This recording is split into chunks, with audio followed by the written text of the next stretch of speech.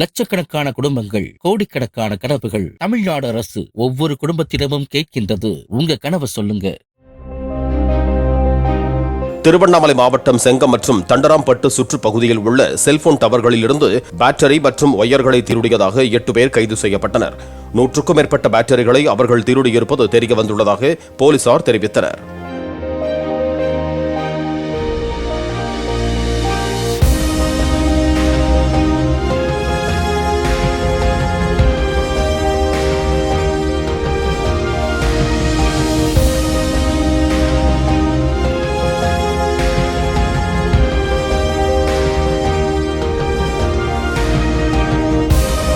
லட்சக்கணக்கான குடும்பங்கள், கோடிக்கணக்கான கனவுகள். தமிழ்நாடு அரசு ஒவ்வொரு குடும்பத்திடமும் கேட்கின்றது, உங்க கனவை சொல்லுங்க.